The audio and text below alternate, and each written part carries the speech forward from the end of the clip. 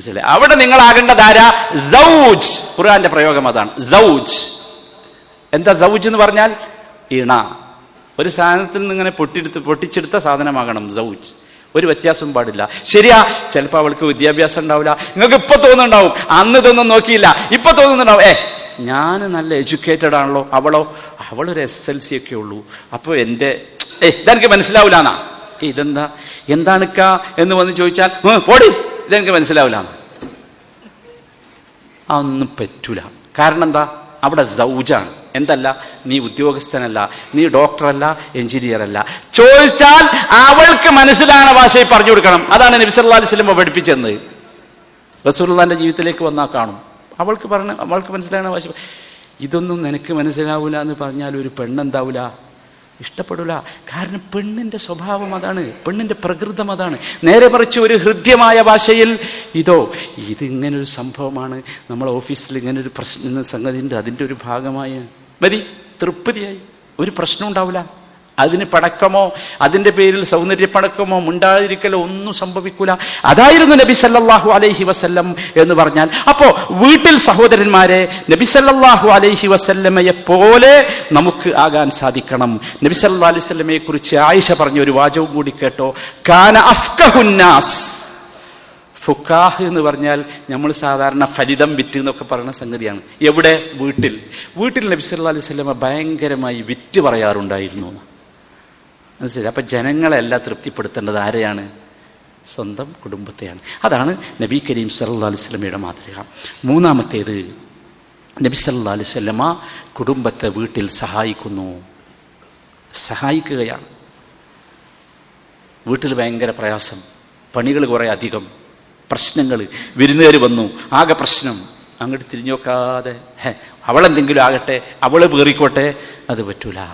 ഹബീബായ മുഹമ്മദ് മുസ്തഫ സല്ലല്ലാഹു അലൈഹി വസല്ലമയെ കുറിച്ച് അവിടുത്തെ പ്രിയപ്പെട്ട പ്രിയതമ വിവരിക്കുന്നു.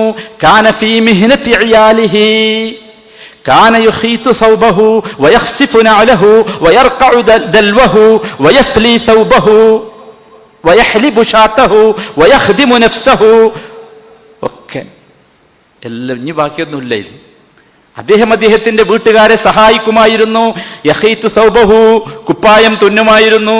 എവിടെയും കീറിയാലേ ഇതൊന്ന് തുന്നിക്കാണിക്കാൻ കണ്ടു കൊടുക്കല്ല, നമ്മളൊന്ന് തുന്നി നോക്കുക. സൂചിന്റെ ഓട്ടി കൂടെ നമ്മളൊന്ന് നൂലിട്ട് നോക്കുക, കീറുമെന്ന് നോക്കാലോ. അതിനൊരു ക്ഷമ തന്നെ വേണം. കൊണ്ട് തന്നെയാണ് അത് ചെയ്തു നോക്കിയത്. എങ്ങനെയാണ് മനസ്സിലായേ? അങ്ങനെ അദ്ദേഹം ചെരുപ്പിന്റെ സ്ട്രാപ്പൊക്കെ ഒന്ന് പൊട്ടിയാൽ നമ്മളും ഒന്ന് ശരിയാക്കി നോക്കുക. നബി സല്ലല്ലാഹു അലൈഹി വസല്ലം അത് ചെയ്തിരുന്നു. അദ്ദേഹത്തിന്റെ ബക്കറ്റ് വെള്ളം കോരുന്ന തോൽപാത്രം അദ്ദേഹം എടുത്ത് വൃത്തിയാക്കും. അദ്ദേഹത്തിന്റെ വസ്ത്രം അദ്ദേഹം കഴുകി വൃത്തിയാക്കും. അദ്ദേഹത്തിന്റെ ആടിനെ അദ്ദേഹം കറക്കും. അല്ലാഹ്, ഇതായിരുന്നു ആര്? മുഹമ്മദ് മുസ്തഫ സല്ലല്ലാഹു അലൈഹി വസല്ലം. ഒക്കെ ചെയ്യും. എന്നിട്ട് ആയിഷ ബീവി പറയാണ്, ഫഇദാ ഹദറത്തിസ് സ്വലാ ഖാമ ഇലസ്സലാഹ്. അത് മറന്നുകൊണ്ടാന്നർത്ഥം. നിസ്കാരം എന്ന് കേട്ടാലോ നബി ഉടനെ ചെയ്യണ പണി അവിടെ വെച്ചിട്ട് നിസ്കരിക്കാൻ പോകും. ഓഫായി. വീടാകുന്ന കമ്പനി എന്താക്കി? സ്വിച്ച് ഓഫ് ചെയ്തു, നേരെ നിസ്കാരത്തിലേക്കാ. ഇതായിരുന്നു മുഹമ്മദ് മുസ്തഫ സല്ലല്ലാഹു അലൈഹി വസല്ലം. അപ്പൊ നമ്മൾ ആരാകണം? നമ്മൾ അടുക്കളയിൽ ചെന്ന് പ്ലേറ്റ് ഒന്ന് കഴുകി കൊടുക്കണം. പ്ലേറ്റ് കഴുകിയാൽ നമ്മളാരും എഞ്ചിനീയർ അല്ലാതാവൂല. മനസ്സിലായില്ലേ? ഒന്നും സംഭവിക്കൂല. ഇടയ്ക്കൊരു ഭക്ഷണം, ഇന്ന് ഞാനൊന്ന് കുക്ക് ചെയ്യാന്ന് പറയാനുള്ള ഒരു മാനസികാവസ്ഥ നിങ്ങൾ ചെയ്യണ്ട. ചെയ്താൽ ചിലപ്പോൾ തിന്നാനും പറ്റൂല. മനസ്സിലായില്ലേ? പക്ഷേ എന്നാലും അത് പറയാനുള്ളൊരു മനസ്സ് നമുക്ക് വേണമല്ലോ. ഞാനൊന്ന് കുക്ക് ചെയ്യുന്ന എൻ്റെ ഒന്ന് സാമ്പിൾ നോക്കുന്ന് പറയാൻ ഹോട്ടലിൽ നിന്ന് വാങ്ങിക്കൊണ്ടിരല്ല. അതൊന്നും സ്നേഹമല്ല. സ്നേഹം എന്ന് പറഞ്ഞാൽ ഇനി നിങ്ങൾ കേൾക്കണോ, ഒന്ന് കേട് വന്നാലും അവള് സഹിക്കും, നമ്മൾ സഹിക്കൂല, അത് വേറെ വിഷയം. നമ്മളൊന്ന് കുക്ക് ചെയ്തു നിൽക്കുക, ലേശം ഉപ്പ് കൂടി, നിങ്ങളൊന്ന് തിന്നുമ്പോൾ ചോദിച്ചു നോക്കുക എങ്ങനെയുണ്ട്? ഗംഭീരമായി എന്നാ കേൾക്കുക. നേരെ തിരിച്ചോ, അവരിങ്ങനെ നന്നായി നോമ്പൊക്കെ നോറ്റ് കഷ്ടപ്പെട്ട് നമ്മളിങ്ങനെ പള്ളിയിൽ നിസ്കരിച്ച് നോമ്പോറ്റ് തറാവി ഒക്കെ നമുക്ക് ദിക്റും ദുആ ഒക്കെ നമുക്കുണ്ട്. അവർക്കോ ഇതൊന്നുമില്ല. അത് അടുക്കളയിലാണല്ലോ അല്ലേ? ഉച്ച മുതൽ കയറിയത് അങ്ങോട്ട് അടുക്കളയ്ക്ക്. എന്താ എത്ര എണ്ണ ഉണ്ടാക്കണം ഇപ്പോൾ അല്ലേ? അങ്ങനെ ഉണ്ടാക്കി ഭക്ഷണമൊക്കെ ഇങ്ങനെ നിരത്തി വെച്ച് ഭക്ഷണം കഴിക്കുമ്പോൾ അവളിങ്ങനെ കൊതിക്കും. എന്ത്? ഇയാളൊരു നല്ല വാക്ക് പറഞ്ഞെങ്കിൽ ഇന്ന് കൊതിച്ചു പോവും. ഒന്ന് അപ്രീഷിയേറ്റ് ചെയ്തെങ്കിൽ, ഹായ് ഈ ഉന്നക്കായി എന്താ ടേസ്റ്റ് ഇല്ലെങ്കിൽ ഒന്ന് പറഞ്ഞു നോക്കൂ. ഉണ്ടെങ്കിലും നമ്മൾ പറയില്ല അത് രസമുണ്ട്. ഇത് പറ്റൂല കൂട്ടരെ. നബി സല്ലല്ലാഹു അലൈഹി വസല്ലം അങ്ങനെ ആയിരുന്നില്ല. നമ്മൾ റസൂലുള്ളാഹിനെ ഇത്തിബാ ചെയ്യണം. അല്ലാഹുവിന്റെ റസൂലിന്റെ മാതൃക ജീവിതത്തിന്റെ മുഴുവൻ അവസ്ഥയിലും നമുക്കുണ്ടാകണം. അവരായിരിക്കണം നാം. അതാണല്ലോ യഥാർത്ഥത്തിൽ മുഹമ്മദ് മുസ്തഫ സല്ലല്ലാഹു അലൈഹി വസല്ലം കാണിച്ചിരുന്നത്. അതാണ് 3. 4ാമത്തെ കാര്യം, നബി സല്ലല്ലാഹു അലൈഹി വസല്ലം കാന സൗജൻ വഫിയൻ മഅ സൗജതിഹി. വഫി എന്നൊരു പദം ഖുർആനിലുണ്ട്, അറബിയിലുണ്ട്. ഞാൻ അതിൻ്റെ മലയാളം തിരഞ്ഞിട്ട് എനിക്ക് കിട്ടിയിട്ടില്ല. അതിൻ്റെ ആശയം ഞാൻ പറഞ്ഞുതരാം. എന്താ അറിയോ, ഒരു കാലത്തും അവളോടുള്ള കൂറ് മറക്കാത്തവൾ. ഒരു കാലത്തും എന്ത് സംഭവിച്ചാലും ശരി. ഞാൻ ഒരുപാട് കഥ ഇത് ഇവിടെ പറഞ്ഞിട്ടുണ്ട്. എല്ലാ കഥയും കൂടി പറയാൻ നമുക്ക് സമയമില്ലല്ലോ. എത്രയെന്ന് ചോദിച്ചാൽ, എന്തെങ്കിലുമൊക്കെ പ്രശ്നമുണ്ടായി അവസാനം ഡൈവേഴ്സിലെത്തി എന്ന് വെക്കുക, സങ്കല്പിക്കുക, അങ്ങനെ എത്തിയെന്ന് വിചാരിക്കുക. എന്നാൽ പോലും എന്ന പെണ്ണിനെ കുറിച്ച് പറയാൻ നമുക്ക് അവകാശമല്ല. മനസ്സിലായി? എത്ര സംഭവ സലഫുകളുടെ ജീവിതത്തിൽ നിന്നോ ഭയങ്കര പ്രതിസന്ധി ഉണ്ടായ ഒരു താബിഈയുടെ ജീവിതം.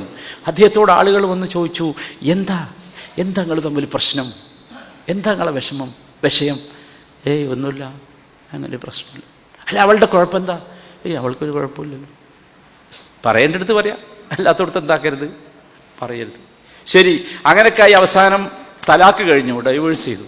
എന്നിട്ട് ഇനി നിങ്ങളൊന്ന് പറയും, എന്താ അവളെ പ്രശ്നം? ഇനി എന്തിനാ ഞാൻ പറയണത്? അവൾ എൻ്റെതല്ലല്ലോ. ഇപ്പോൾ എൻ്റെതല്ലാത്തൊരു സാധനത്തെക്കുറിച്ച് ഞാൻ അഭിപ്രായം പറയണം. ഇതാണ് ഇസ്ലാം. മുസ്ലിം ഇതായിരിക്കണം. കൂറ് എന്ന് പറഞ്ഞൊരു സാധനമുണ്ട്, വഫീ എന്നൊക്കെ അതിന് അങ്ങനെ പറയാം. എന്ന് വെച്ചാൽ അത് നബി സല്ലല്ലാഹു അലൈഹി വസല്ലമയുടെ ജീവിതത്തിലേക്ക് വരൂ, നിങ്ങൾക്ക് കാണാൻ സാധിക്കും. നബി സല്ലല്ലാഹു അലൈഹി വസല്ലമ ജീവിച്ചിരിക്കുമ്പോൾ വഫാത്തായ മരണപ്പെട്ട ഭാര്യയാണ് ആര്? ഖദീജ ബീവി റളിയല്ലാഹു അൻഹാ. എന്തായിരുന്നു അവസ്ഥകൾ ആലോചിച്ച് നോക്കൂ. ഖദീജ ബീവിയെക്കുറിച്ച് നബി സല്ലല്ലാഹു അലൈഹി വസല്ലമ സ്മരിക്കാത്ത, ഓർക്കാത്ത ഒരു ദിവസം പോലുമില്ല. ആ സ്നേഹത്തിൻ്റെ ശക്തി ഭയങ്കരമായി. വീട്ടിൽ എന്തെങ്കിലും ഒരു സ്പെഷ്യൽ വിഭവം ഉണ്ടാക്കിയാൽ ഒരോഹരി. ഏട്ടാ ഇത് ഖദീജക്ക് ഇഷ്ടമുള്ള 1-2 ആളുകളുണ്ട്, അയൽവാസികൾക്ക് കൊടുക്കാൻ. സുബ്ഹാനല്ലാഹ്, ആലോചിച്ച് നോക്കി. അതല്ലേ നമ്മൾ മാതാപിതാക്കളോടുള്ള കൂറ് പറഞ്ഞ സ്ഥലത്ത് നമ്മൾ പറഞ്ഞിരുന്നല്ലോ, നിങ്ങളുടെ മാതാപിതാക്കളോടുള്ള സ്നേഹം നിങ്ങൾ പ്രകടിപ്പിക്കേണ്ടത് അവർ മരിച്ചു എന്ന് വെക്കുക. മരിച്ചു, മാതാപിതാക്കളില്ല, നോ മോർ, ഇനി എനിക്ക് യാതൊരു പണിയില്ല എന്നല്ല. അവരുടെ ഏറ്റവും ഇഷ്ടപ്പെട്ട സ്നേഹിതന്മാരുണ്ടാവും, അവരെ ചെന്ന് കാണണം നാട്ടിലൊക്കെ ചെല്ലുമ്പോൾ, അല്ലേ? എന്നിട്ടൊരു അത്തറിൻ്റെ കുപ്പിയൊക്കെ ഒന്ന് കൊടുത്തു നോക്കി. നിങ്ങൾ എൻ്റെ ഉപ്പാൻ്റെ ഏറ്റവും ഇഷ്ടപ്പെട്ട ആളാണ്. സുബ്ഹാനല്ലാഹ്, ഏറ്റവും ചുരുങ്ങിയത് കൂട്ടരെ ഉപ്പാക്ക് വേണ്ടി നല്ലൊരു ദുആ കിട്ടും അവിടുന്ന്. നമുക്കെന്താ ചെലവ്? 2 ദിർഹം, അല്ലേ? ഈ ഒരു സ്വഭാവം കുടുംബ ജീവിതത്തിൽ നമ്മൾ ഉണ്ടാക്കി തീർക്കണം. നബി സല്ലല്ലാഹു അലൈഹി വസല്ലമയുടെ സ്വഭാവം അതായിരുന്നു. ഏറ്റവും കൂടുതൽ നബി സല്ലല്ലാഹു അലൈഹി വസല്ലമ മരിച്ച കൂട്ടത്തിൽ ഏറ്റവും കൂടുതൽ സ്മരിച്ചത് ഖദീജയെ കുറിച്ചായിരുന്നു. എത്ര എന്ന് ചോദിച്ചാൽ, ആയിഷ റളിയല്ലാഹു അൻഹാക്ക് അറിയാലോ ആയിഷയോടാണ് നബിക്ക് ഏറ്റവും ഇഷ്ടം. എന്നിട്ട് പോലും ആയിഷ റളിയല്ലാഹു അൻഹ ഒരിക്കൽ ഭയങ്കരമായി ദേഷ്യപ്പെട്ടു നബിനോട്. എന്താ? ഈ ഖദീജനെ കുറിച്ച് ഇങ്ങനെ പറഞ്ഞിട്ട് ആയിഷ തന്നെ പറയാ, ഈ പെണ്ണല്ലാതെ വേറൊരു പെണ്ണും ഉണ്ടായില്ലേ ലോകത്ത്, ഇങ്ങനെ പറഞ്ഞുകൊണ്ടിരിക്കണം അവളെ കുറിച്ച്.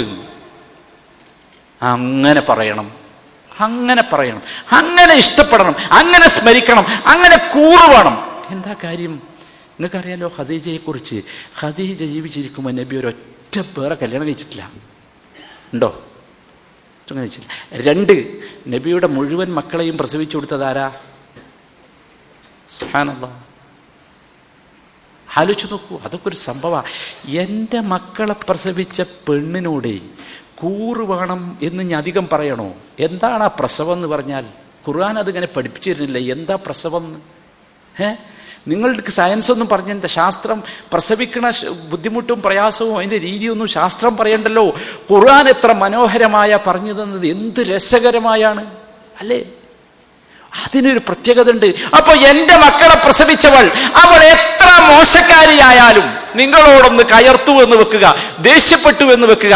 ശാരീരികമായ അവളുടെ ചില സന്ദർഭങ്ങളിൽ അവൾക്കുണ്ടാകുന്ന ചില വ്യത്യാസങ്ങൾ കാരണം ചിലപ്പോൾ നിങ്ങളോട് ദേഷ്യപ്പെട്ടു എന്ന് വന്നേക്കാം, നിങ്ങളോടൊന്ന് മുഖം കറുപ്പിച്ചു എന്ന് വന്നേക്കാം. പക്ഷേ ക്ഷമിച്ചോ, കാരണം നിന്റെ മക്കളെ പ്രസവിച്ച പാത്രമുള്ളത് ആരെടുത്താ? അവളെടുത്ത. ആ ഒരു കൂറാണ് ഹബീബായ മുഹമ്മദ് മുസ്തഫ. ആയിഷ റളിയല്ലാഹു അൻഹ പറയാണ്, മാ ഗിർതു അല ഇംറഅത്തിൻ മാ ഗിർതു അല ഖദീജ.